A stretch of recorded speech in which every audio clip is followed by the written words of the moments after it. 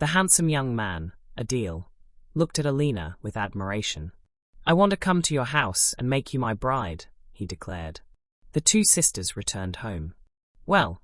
Zareen asked eagerly. "What happened today?" "Mother," Sana replied angrily. "The young men only looked at Alina, and the most handsome one, Adeel, wants to marry her. I am furious. I want him for myself." Zareen's face darkened with rage. "That girl Alina will always bring us trouble," she hissed. "I do not want her here anymore. Listen carefully, my daughter. Take Alina to the forest and tell her to gather branches for a bridal canopy. When she climbs a tree to cut the branches, place some slippery bark near the river. In the evening, she will go to fetch water, slip on the bark, fall into the river, and that will be the end of her." Sana smirked and agreed to her mother's wicked plan. The next day, the sisters went to the forest. Alina climbed up a tall tree, her heart filled with happiness. "My bridegroom will come for me," she thought. "He is handsome and kind, and he loves me." She eagerly began to cut branches to prepare the bridal canopy. Meanwhile, Sana hurried to the river, placed the slippery bark on the ground, and ran back to the forest.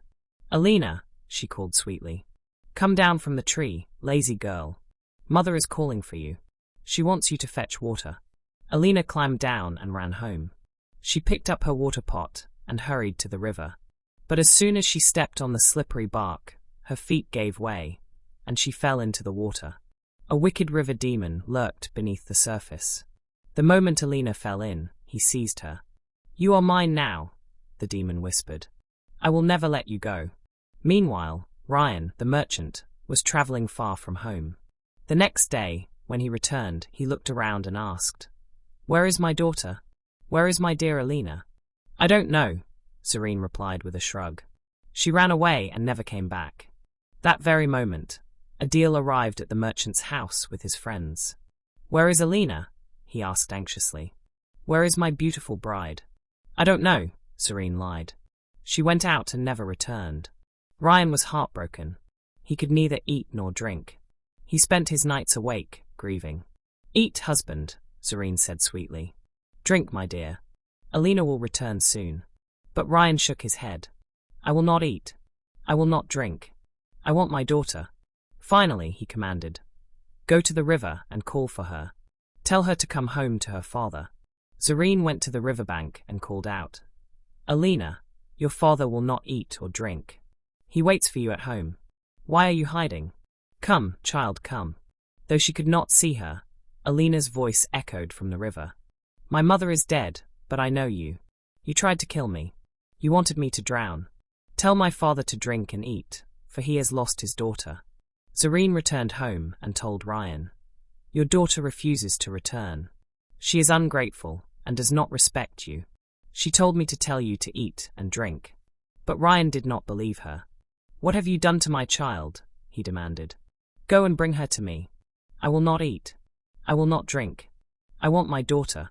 The village girls heard the merchant's sorrow and rushed to the river. "Alina," they called, "your father calls for you. He will not rest. We are your sisters, your friends. Come home with us, Alina, come." Once again, Alina's voice rose from the river. "I have no mother. My father's wife brought me here to take my life. Tell my father he must forget his poor Alina." The village girls returned to Ryan and said, "Your daughter cannot come home. You must forget her." But Adeel could not forget his beloved. Every day, he thought of her, his heart aching. "She was my bride, my love, and I have lost her," he whispered sorrowfully. One day, as he led his father's cattle to the river, he saw something move beneath the water. His heart pounded as he realized it was Alina. She was pale, thin, and sad. She was crying. "Alina, my love. Is that you?" he called out desperately. "Why are you there in the river? Why don't you come out?" "I cannot," Alina answered. "The demon has caught me. His magic holds me here. How can I help you?" Adeel asked, stepping closer. "What must I do to free you?" "I am growing weak here in the water," Alina said. "Bring me food." Adeel immediately threw her some bread. She caught it and ate hungrily. "I will come again tomorrow," he promised. "I will bring you more food." For days, Adeel secretly saved his food and brought it to Alina. She ate and grew stronger, but Adeel became weak and frail. "What is wrong with you?" his father asked. "Why do you not eat?" At last, Adeel confessed. "A demon took my bride, my dear Alina. Now she is trapped in the river, and she cannot come out. Every day, I bring her my food so she can grow stronger." His father's eyes filled with sorrow. "My poor boy," he said. "You must save her. Go to the river again today and ask her how." Adeel hurried back to the river and called, "Alina, I want to save you. Tell me what to do." "My master, the demon, is always hungry," Alina explained. "Kill a bull and throw a large piece of meat into the river. When the demon rises to eat it, he will let me go." Adeel slaughtered the bull and brought the meat to the river. The demon leaped up, catching the meat hungrily. "Come, Alina, come!" Adeel shouted. Alina rushed toward the shore, but another demon was waiting. "Meat! I smell meat!" he roared. He lunged at Alina, but she pushed him away. His claws tore her arm, but she ran into Adeel's arms. "My beautiful girl," he whispered. "You are safe now." "I am safe," Alina said, "but I am not beautiful anymore." "You will always be beautiful to me," Adeel said, holding her close. Alina and Adeel were married, and they lived happily ever after, proving that true love conquers all evil.